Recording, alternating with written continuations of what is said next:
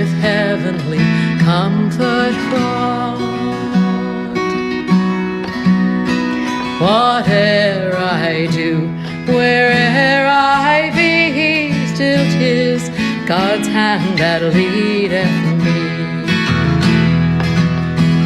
He leadeth me by His own hand. He leadeth me. His faithful follower I will be, for by His hand He leadeth me.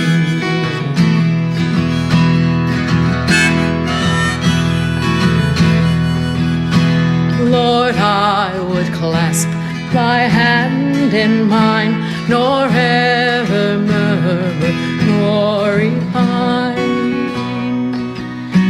Content whatever lot I see, since 'tis Thy hand that leadeth me. He leadeth me by His own hand. He leadeth me. His faithful follower I would be, for by His hand He leadeth me.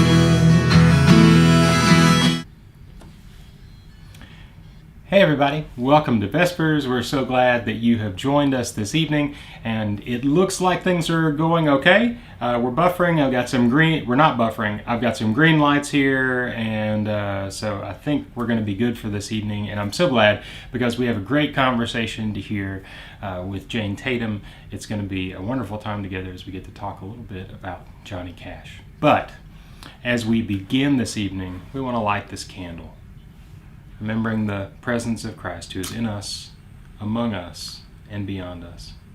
And also remembering this evening all of those who are suffering. Today, Jake and I found ourselves at the doctor's office for some shots. Not for me, for him. So there was no crying at all because I wasn't getting the shots. It was strange, my first time back at a doctor's office that I've not been at for a while since we've been physically distancing. And they've had things set up really nicely where you go in and folks ask where you're going to, so that we can kind of make sure that there's not too many people in one place. But it was sparse. There weren't as many folks around, and I was grateful for all the precautions that they were taking.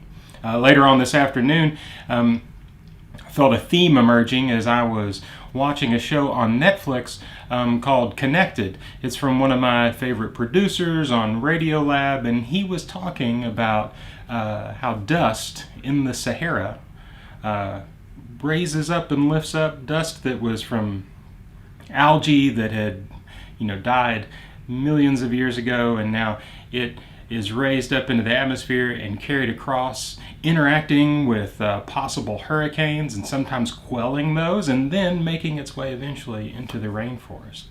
And I thought today how we're having to distance ourselves more, and then I thought about this dust that moves from one side of the planet to the other, and just how connected we are with one another, how much what we do matters for each other. And so tonight I'm so glad that you've taken a few moments to be together with us, because the connectedness that we experience here with one another, even though we may be separate, is a beautiful thing and an important thing for us. So tonight, no matter where you find yourself, know that you are not alone, that we are here together. And please don't hesitate to reach out to let us know if there's something that you need. But let's now go and talk with Jane. Jane Tatum is a deacon at Central. She's an amazing musician. You just heard her play a few moments ago.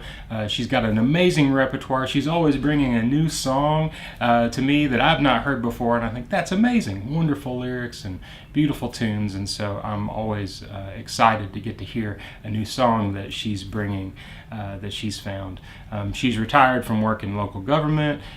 She and her husband Bill, who still does interim work with the American Baptists, live in downtown Lexington. And tonight we're going to do something a little different as we hear from Jane about how she's been rediscovering the music of Johnny Cash during the pandemic. So let's go talk with Jane. Hey Jane, how are you doing? I'm very well, thank you. How are you? I'm doing good. It's so good to see you. We don't get to see each other nearly as much, and I don't get to hear you sing and play as much, so I'm so glad we get a chance to do this tonight. I need to practice more, so this is a good thing for me to work on. Yeah. Welcome to the Tatum home studio. This is where my husband sermonizes. He's working out in a church in Ohio right now, so as of the end of March, they shut down too, and so he's been doing everything virtually. So this is our space for recording when we do that. So. Well, that's awesome. Yeah. Well, it wasn't that long ago that we had a jam session at your house. We had a great time getting to play and hang out, and then pandemic happens, and we don't get to do that anymore. I know it feels like that was a year ago, but it was probably a few months ago. Yeah. Are things going okay in downtown Lexington? Yes, we tend to take walks every day, and we go pick up food from restaurants that we like, that we can, most of them we try to patronize the ones that are nearby that we can walk to. So we've, like everybody else, I'm tired of cooking, and my husband is, this is the first time he's been home for any length of time in like 16 years. So he's probably a little fritzed up too. Anyway, so he's now working at home, away from home, remotely. So that's new and different. So. But everything's fine.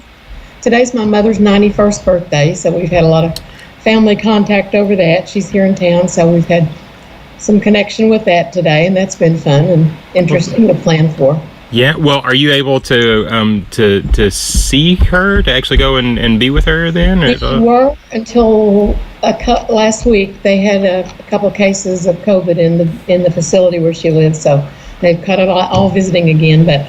Probably the month before that, we were able to go whenever we made an appointment, and we had to, sit distance and wear masks and all that stuff. But we have seen her in person, so. Yeah, well, that's good. Well, happy birthday to your mom. Now, before we get into this, I know we're going to do something a little different tonight, but I did want to ask just a little bit, like, can you give us a short little background on you before we get going? Since some folks have asked for as we do Vespers, and sure. I grew up in Kentucky, and I'm from Olive Hill, Kentucky originally. It's a small town in northeastern Kentucky, Carter County. I went to Georgetown College. Go Tigers. In the early 70s, back in the dark ages, when downtown Lexington was a bombed-out war zone and nobody came to downtown Lexington. But over the years, Bill and I lived out of the state more than we lived in the state. And so I drug him back to Kentucky in 2012. We were living in Northern Virginia at the time. So he had pastorates over the years in Virginia, North Carolina, and Kentucky. We came back to Kentucky in the late 80s for him to do his doctorate at Louisville. And we lived in Maysville at the time. And he was all over the state preaching and trying to keep up with studies, and then I lived in Maysville and worked in Maysville. Actually, I was born in Maysville, home of Rosemary Clooney. But I never lived there until the late 80s when I was working there. So then we moved to the Washington, D.C. area in 1990, and we stayed there until 2012 when I moved back about a year and a half before he was still working up there doing transition ministry with a regional Baptist association in Northern Virginia, and also doing transition ministry. Since we've come to Kentucky, he's worked in transition ministry with American Baptists and has done 4 assignments in upstate New York and is currently working with a church in Columbus, Ohio. So, and we live downtown. We live in a condo downtown. There's a group of women that we, before the pandemic, we all went to dinner once a month, and we have a WhatsApp group. Yeah. That is sort of like I call it the Wire. It's sort of like a mixture of a social club and I need a cup of lemon juice, or I'm going to Kroger and Costco, can I get you anything? And sort of the neighborhood watch, and all of that stuff has gone awry. That's what we are. So it's a group of about 20 or 30 women. We check in on everybody and send good wishes, and we sit out on our balconies and sometimes drink, and one of the guys plays DJ music, and we've had an interesting time, and it's been helpful to have that group of people checking on each other and being helpful, and kind of being quite entertaining sometimes. Yeah. When they go awry. Well, that's great. That's part of what we've been doing. So Yeah. Well, that's awesome. So one of the things I also do is keep up with a lot of musicians that I like, and that leads us into the thing I'm going to do tonight. But I was part of a folk music club in Northern Virginia for about 15 years, and through the miracle of Zoom and YouTube, I'm able to go to their open mic every week now, which in fact I will miss tonight, but I can see the archive. It's a group that's been together about 36 years, I think. It's all volunteers. And so they've been able to start performing virtually since April. This group has met in a restaurant every week except Christmas and New Year's for 36 years.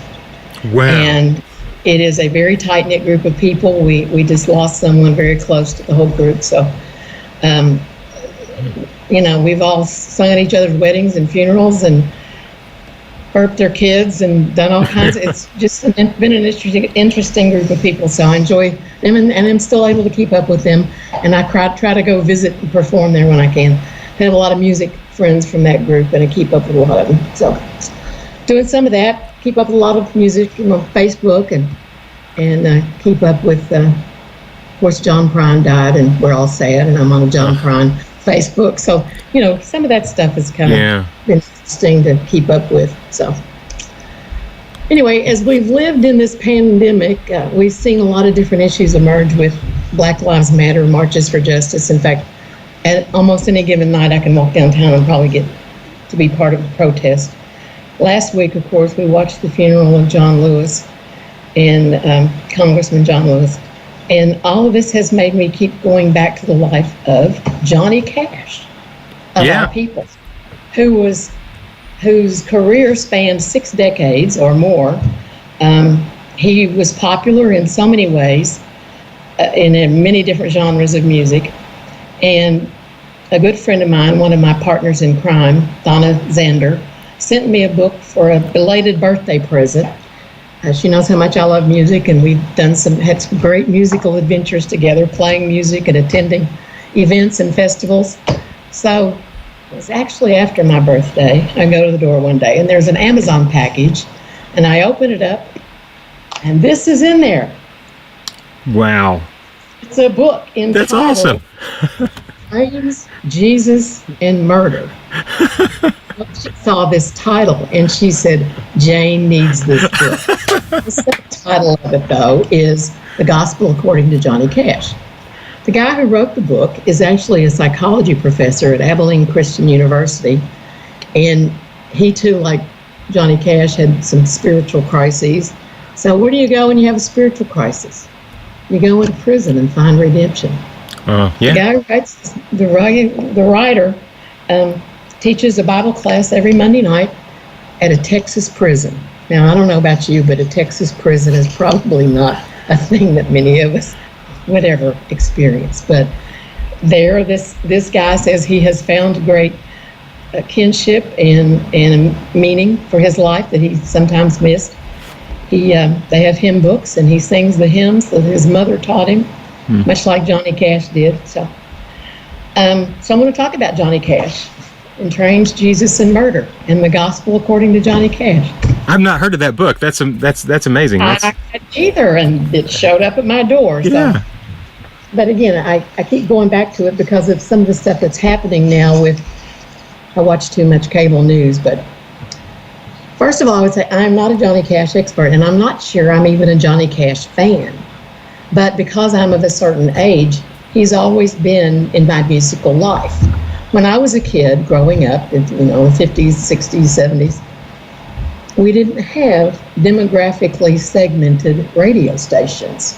Adult, contemporary, urban rap, alt country. We had top 40. Everybody all over America listened to top 40 radio. Same thing with television.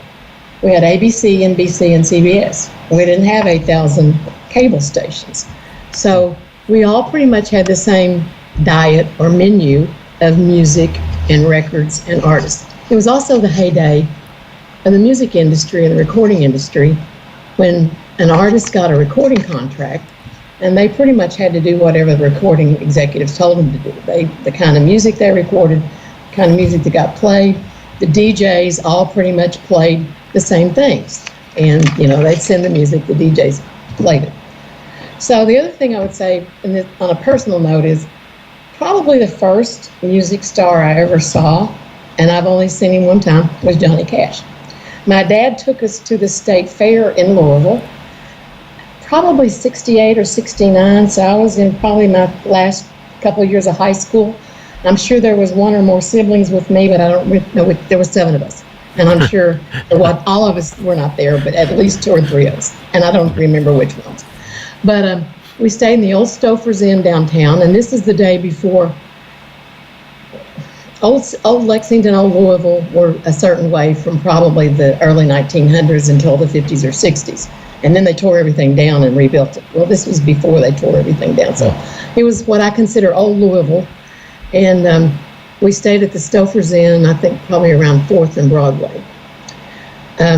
I'm sure the reason that Dad took us because he wanted to see Johnny Cash and the Statler Brothers in the concert at the State Fair. But we got a bonus. We're standing in the lobby, and up pull these stretch Cadillacs. Remember, it's the 60s. So Cadillacs are very long and have big fins on them. So they're pretty notorious. Yeah. Out steps the Statler Brothers and Johnny Cash, and they walk through the lobby. That's the first time I'm pretty sure I ever saw in person real country music stars up close and personal. Wow. So fast forward to this year, and I get this book in the mail from my friend. So as we've gone on in all these, we never knew how long this was going to last. We never knew what was going to happen. And of course, many things have happened, and we've all learned to cope the best way we can. So keep going to this book of Johnny Cash and looking at his life and some of the things that were going on in the 50s and 60s. Everything from racial protests, Vietnam War protests, all kinds of injustice that he picked out. Some of the things that are striking to me about Johnny Cash, and you'll see this in many of the things about his life, movies and books and articles, he was a man of great contrast. He had great fame and fortune, but he was born on a cotton farm in Arkansas right after the Depression, which is, if you've ever known anybody who was born on a cotton farm and picked cotton, they all have one thing in common. They don't ever want to do it again because cotton picking is awful and it makes your fingers bleed. And he decided he probably didn't want to do that, but he did join the military, spent some time in Europe. When he came back, he was working, I think, as an appliance salesman, but he formed a band with some local guys. And so before he ever got a recording contract and became famous, he had a band that he worked with, and they kind of knew each other and knew what they could do and had developed their own sound. But more importantly, he was a man who, with his booming voice, used that voice to advocate for people whose voice were not heard or those who could not be seen. He was what you call a crossover artist. That is, he was in many different genres. He's I don't know if anybody else has done this, but he's in the Country Music Hall of Fame, the Rock and Roll Hall of Fame, and the Gospel Music Hall of Fame. Oh, really? I didn't know about the Gospel Music Hall of Fame. Wow. He also recorded, he actually, toward the end of his life, got a Grammy for a contemporary folk album that he did with Rick Rubin, who we were talking about. Yeah. So he did a lot of different genres and succeeded in most of them. And you find people in all genres who love his work. Many stars throughout the ages have been influenced by Johnny Cash and the kind of music he did, and also the kind of way he presented himself and the life he led. Johnny Cash, again, is a contrast and a contradiction, did not start out to be a country music singer. He wanted to be a gospel singer. He grew up singing gospel music, and the last album of his that was produced posthumously was a group of hymns that his mother had taught him. So he did ultimately sing gospel and mix those in with the other songs that he sang. One of the most significant events of his life, if you know anything about it, was that he had a brother that he dearly loved, a younger brother, Jack, who was killed at the age of 13, I believe, in a tragic accident. Jack was sort of the perfect child, read the Bible all the time. Everybody assumed he would be a preacher. John felt like his father blamed him for Jack's death, and this guilt that he felt over Jack's death may have contributed to some of the problems that he had later with drugs and alcohol and failed marriage and just the way he treated his family and the problems that he had personally. From 1957 to 1967, he was in the depths of addiction. This was a time when artists would have to drive themselves from one place to another. They were on the road all the time. And so they'd take amphetamines or uppers to stay awake. And then they'd get to a gig and then take more pills to calm down. So he became addicted seriously to pills, and he was pretty much a mess at the end of that decade.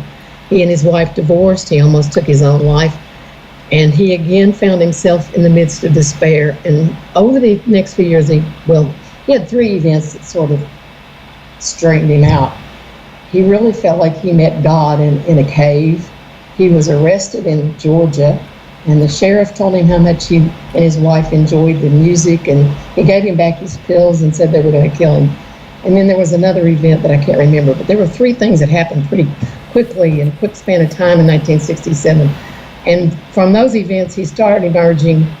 He did have some relapses here and there, but by 1968, he married June Carter Cash, and things turned around for him. But before that, his first wife, Vivian, as he was out on the road, she became suspicious that he was going to be tempted, and of course I think he was, but he wrote a song that turned out to be one of his most famous songs called I Walk the Line, and it was really his song of romantic allegiance to his first wife, Vivian. At the same time, he was recording for Sam Phillips. If you've ever been to Memphis, you may have been to the Sun Records studio, which was legendary because Sun Records, Sam Phillips recorded a little, R&B artists, Little Walter, Jerry Lee Lewis, Elvis Presley, Carl Perkins, a bunch of those guys, and all of those guys toured together. So, and I have been to Memphis, and I have not toured Sun Records, but anyway, Sam Phillips was producing Elvis and Jerry Lee, and he did not want Johnny Cash recording gospel music. He wanted him to sing the songs that were popular, and it would get the airplay. According to Johnny Cash, A Walk the Line was also kind of a secret gospel song. He also, in his mind, wrote it as, because you're mine, I walk the line. And there's an Old Testament reference here where God had people sacrifice animals and they walked between them as a symbol of walking the line of the sacrifice. Yeah. So Johnny Cash said that the song was really also about allegiance to God, and he said that Sam never knew it, but I Walk the Line was my first gospel hit. So he was sort of a rounder in the sense that he and the music industry were sort of always butting heads. That song's crazy too. There's so many key changes in that song. It's unbelievable, That song is also the title of a book and the movie, the very famous movie that was made in 2005 with Reese Witherspoon and Joaquin Phoenix. I get him confused with some other people. Anyway, so he got a divorce and had not good relationships with some of his family for a while, but June Carter Cash stuck through him. Over 4 decades they were married. They had some great success. And in the 70s, they started hanging out with Billy Graham, and Johnny became sort of a, mainstream Christian family man. At the same time, he was also in the music industry, sort of as I said, at odds. He was competing at the time in the 60s with the Beach Boys and the Beatles. And the producers, again, wanted music that would play, that would be popular, that would hit the airwaves and sell records. As he gained fame, he always identified with the poor. The man in black, everybody knows him as the man in black. He always wore boots and black shoes, black clothes, and the long black coats. As he developed that persona, he identified with the poor, and he said that the man in black represented the poor, that he knew that the rich people would always have somebody on their side and that he needed to be on the side of the poor. So that was his first kind of thing, that he was against mainstream culture. He felt like he was with the poor. He grew up poor in cotton field, again, cotton picking cotton. So the symbolism of him as the man in black, even though he also became part of the outlaw country movement, and of course they all wore black, but that's later. Yeah. He was especially sensitive about the issue of minorities and prisoners. As you can imagine, a Texas prison is full of people who don't look anything like you and me. And he found some of his greatest moments in reaching people and them reaching him in a prison. His first concert in a prison was in 1959 in Huntsville, Texas. I actually have family in Huntsville, Texas. My Uncle George went there after he got out of the Army to work as a dental technician in the Huntsville prison. There's also a Steve McQueen movie about that. But anyway, so Johnny Cash did about dozens of concerts in prisons, most notoriously Folsom and San Quentin in the late 50s and through the late 60s. He never got paid for those performances. There were probably a couple of times when he could have caused a riot if he'd wanted to. He would go into a prison and there had been some trouble between guards and inmates, and he knew that the energy that he created was such that things could go in some different ways. But he very much was electrified by the prisoners and the inmates and the reception he got there. But he also felt like he was singing with them, and they felt like he was singing for them and with them. That he spoke for them and understood their plight. And the Folsom Prison Blues album is, I think it was from '68, was considered one of the greatest albums of all time. So at the height of his fame in the 60s and 70s, he also had a TV show on ABC. And again, everybody all over America pretty much watched the same stuff. So it was a musical variety show. He had different musical acts on, and he was the first person to ever invite African American performers into the Ryman Auditorium. The Really? Ryman Auditorium, as you know, is the mother church, and is literally a church in Nashville that was the original home of the Grand Ole Opry, and still is active. I've been there a few times and very much enjoy it. Still has church pews and stained glass, but he invited people like Louis Armstrong and Stevie Wonder, and at that time Stevie Wonder probably really was little Stevie Wonder, to play on the stage at the Ryman Auditorium when he had his TV show. Another group that he felt very much in accord with was the Native Americans. One of his most rebellious moves against the record company was when he recorded an entire album of songs about Native Americans. This was in 1964. Again, think about what was happening at that time. You had the Civil Rights Movement, you had the Vietnam War, you had peace marches and racial justice marches and civil rights and voting rights. All the stuff we just saw on John Lewis's funeral was happening during that era. So Johnny Cash decides to record this Bitter Tears album about the plight of indigenous peoples, and dedicates individual songs to many of the nations and tribes that were on his mind. The best known song from the album is the Ballad of Ira Hayes, I-R-A, Hayes. It was based on a real person. Ira Hayes was a World War II hero who was one of the soldiers who raised the flag at Iwo Jima. Ira Hayes was from the Pima people of Arizona, who had for 2,000 years planted corns and beans and squash, and Ira Hayes was reared in that great culture. But he felt patriotic and joined I believe he was a Marine, but he joined the military when he was 19 and was there at the raising of the flag at Iwo Jima when the Americans took over that island from the Japanese, and is pictured in the very famous photo. The song that Johnny wrote about him was true. 10 years after his heroic action, he came home and there were ticker tape parades. He, went all over the country being heralded as a hero, but his life turned sour. He was found dead 10 years later of exposure and alcoholism. So Johnny Cash wrote about that. He sang about that. The record companies hated it. The DJs wouldn't play it, and Johnny Cash never gave up. He took out a full-page ad in Billboard magazine, called out the gutless DJs who wouldn't play his music. And over the next few months, through cajoling and sending individual copies and notes to different DJs, the Ballad of Ira Hayes did make its way to the Billboard charts, and ultimately that album sold and made its way to the charts and sold some records. He made a lot of people angry over this incident, but for him, the album was one of his proudest accomplishments. He said the album was strong medicine. And in the liner notes, he wrote, "Hear well, and you will discover that simply because we are white does not make us pure." Wow. Poignant words for today. I know. And,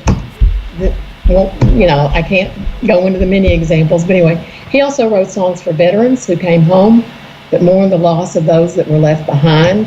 One of the songs he wrote called Drive On was, a guy in a jungle whose partner goes down, but he can't stop and get him because he's got to keep moving in order to save his own life. We have soldiers who've returned all the way from back to the Vietnam era to Iraq and Afghanistan who can't get proper medical and psychological care. He wrote songs for the soldiers who didn't return and left behind wives, mothers, and children. So there's, just many examples of where he was so popular. He sold such great work and created great work. I think he's a genius in many ways. He was also tormented. He has this horrible yin-yang thing of demon and angel and saint and sinner. He was very much at home with the oppressed and the poor. He sang not to the prisoner, but with the prisoner. The soldier, the black artist who could not sit in a restaurant or stay in a hotel if he was on tour with them. His son, John Carter Cash, who was the only child of him and June Carter Cash, said that his father would get the audience's attention with Folsom Prison or Cocaine Blues, and then he'd turn around and sing a gospel song about God and salvation. He was a patriot and a pacifist. He loved this country, but he also hated some of the things that their country did. And one of his albums, later he wrote, "Here in America, many remain in bondage. Never forget these bitter tears. All God's children ain't free." So that's the end of my little detour down the rail spur of trains, Jesus, and murder. Oh, that's great. I mean, that really is, it's amazing how applicable that is to today. Really are pretty stunning. I mean, it feels like the words that he's saying are the same things that need to be said today for us to hear again. So I want to wind up with a couple of things here. The author talks about toward the end of the book, and I didn't really even get all the way through the book, but it's pretty good, and he's pretty consistent throughout with giving good examples of Johnny Cash's gospel. He reads 2 Corinthians 12:9-10, and this is where the passage where Paul is talking about his thorn in the flesh. Johnny Cash had many thorns in the flesh and fought with them all of his life. "But the Lord said to me, my grace is sufficient for you, for my power is made perfect in weakness. Therefore, I will boast all the more gladly about my weaknesses, so that Christ's power may rest on me. That is why, for Christ's sake, I delight in weaknesses, in insults, in hardships, in persecutions, in difficulties. For when I am weak, then I am strong." That's great. A couple of other movies, if you want to look at them. The 2005 I Walk the Line is available on Amazon Prime. And also there's a documentary that I didn't know anything about until I started working on this, called The Gift, The Journey of Johnny Cash. It was released in 2019 and is available free on YouTube. Oh, wow. So, The Gift, The Journey of Johnny Cash. I didn't know that. Of course, there are many books out there. Yeah, well, one of my favorite producers, T-Bone Burnett, I think did the soundtrack for Walk the Line, and so Yep. I mean, the soundtrack of it is great. He talked one time. I remember hearing him talk about Reese Witherspoon like making her cry, before, like, not being mean, but they were working very hard on getting it right. And It's a reputation of kind of driving. He was like, and they were like, no, you need to take a break. And he was like, no, now's the time. And so they go back in. She does it perfectly, and has the emotion. She was happy for that performance. So Yeah. she did all right. Worked hard for it. So yeah, that's amazing. Yeah, well, thank you so much for sharing this. This is great. This is important stuff to hear again. And I've got a record. I've got the actual like LP of Folsom Prism, but I don't have. I don't think I've even heard his the other album that you were talking about. That's based on Native American. I have not either. I remember Ira Hayes, but I don't think I've heard the whole album. And then you and I were talking before this about Rick Rubin. He recorded 4 albums with Rick Rubin in the last few years of his life. And at least 2 of them won Grammys for one in country music and one in folk music. So they had great success. Rick Rubin was kind of an unlikely producer. Johnny's career had sort of taken a bad turn. And Rick Rubin, who was a 30-something hipster out of California, met him one day and said, I want to work with you. And Johnny Cash wasn't much interested, but he really listened to Cash's music and tried to get back into that gritty pain thing, and turned out some pretty interesting things, especially the thing that people might be most familiar with toward the end of his life, which was a cover of a 9 Inch Nails song called Hurt. That also, they did a video that was very powerful. That is. That'll just make you cry anytime. But Johnny Cash could sing the stinking phone book, and I would be enthralled. Everything he says is just feels honest. The voice style, So, had a little darkness here. Some during the decades, or have we not had the pandemic? But anyway, she's a very popular teacher and has written and recorded over the years. A lot of people recorded her songs. Once we got into this pandemic, she wrote a song and sent it out into the universe and invited people to record it. You can find it on her website, JaniceIan.com, JANISIAN.com, and it's called Better Times Will Come. And I've heard quartets and orchestras and singles, and I've heard it in Welsh and Gaelic, and so there's all different languages from all over the world. Famous people you've never heard of that have recorded this and sent it to her, and she posts them on her website. So here's my version. That's awesome. Let's see how we got. See if we'll semi good tune here. Anyway, it's a pretty easy song to learn, and you'll pick it up soon, so you can sing along. Janice Ian's Better Times Will Come.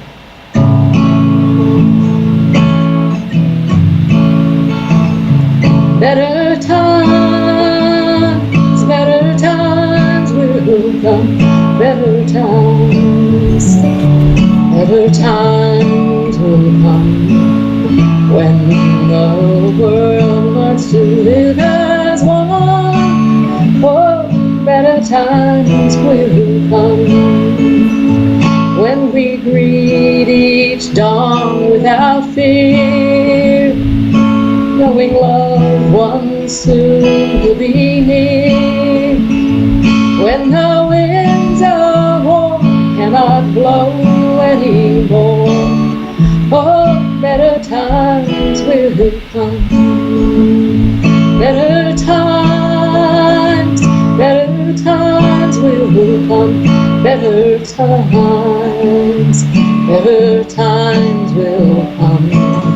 When this world learns to live as one, oh, better times will come. Though we live each day as our last, we know someday soon it will pass. We will dance, we will sing in that never-ending spring. Oh, better times will come. Better times will come. Better times will come.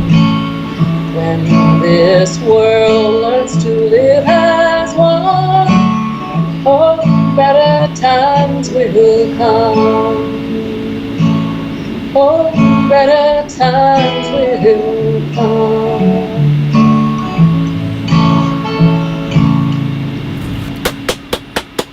Amen.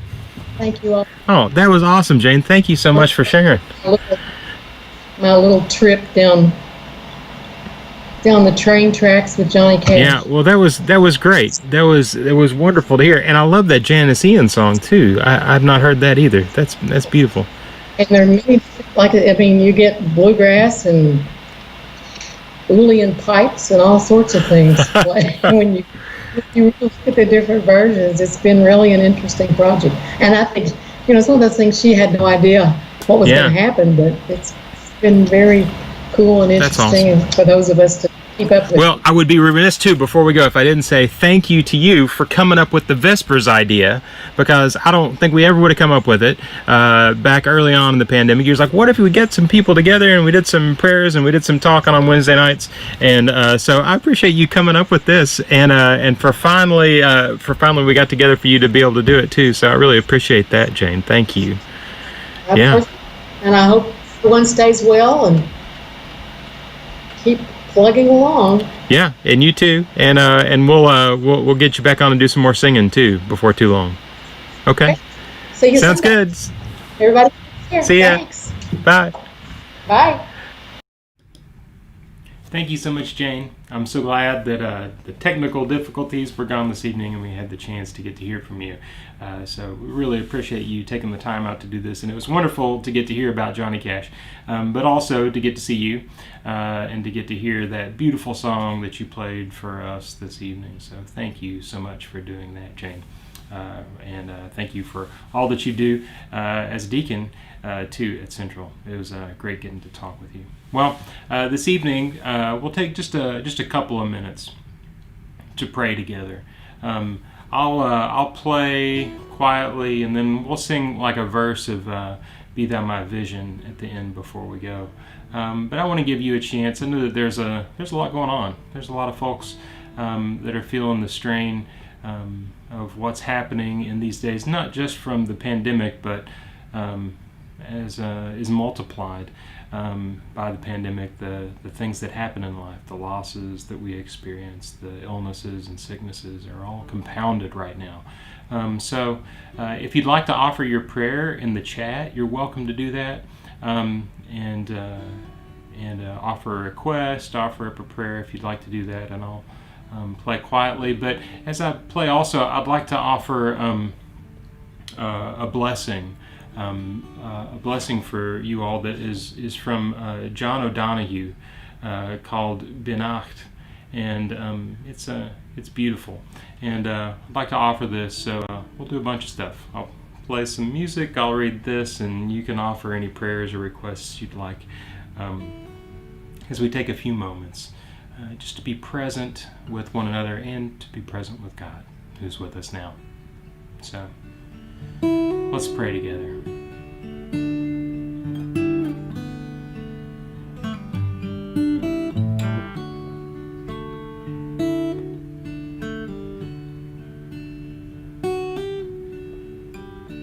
On the day when the weight deadens on your shoulders and you stumble, may the clay dance to balance you. And when your eyes freeze behind the gray window and the ghost of loss gets into you, may a flock of colors, indigo, red, green, and azure blue, come to awaken you, a meadow of delight. And when the canvas frays and the currach of thought and a stain of ocean blackens beneath you, may there come across the waters a path of yellow moonlight to bring you safely home. May the nourishment of the earth be yours. May the clarity of light be yours. May the fluency of the ocean be yours. May the protection of the ancestors be yours. And And so may a slow wind work these words of love around you, an invisible cloak to mind your life. Amen. Be thou my vision, O Lord of my heart, not be all else to me save that thou art. Thou my best thought by day or by night, waking or sleeping, thy presence my life.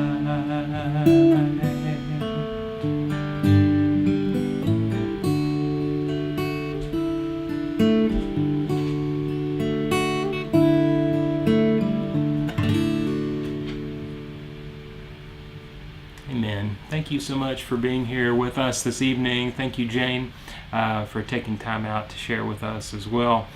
Please remember that we will be back on Sunday, right here on this YouTube channel, with our Sunday worship service at 11 a.m. Our youth will be leading this Sunday, and so we're excited to get to hear from them and to get to hear and be led by them in worship this Sunday. So thank you, youth, for all the hard work that you're doing right now, and we look forward to that on Sunday. If you have prayer requests, please send those to pray@lexcentral.com, or you're also welcome to go and to share those in our Facebook group as well, so that we can join you in prayer and support you as we all work together to get through this time. So thank you again for your presence with us this evening. It truly is a blessing, and I'm so grateful to be part of this community of faith. And we will see you again on Sunday. Thank you. Go in peace.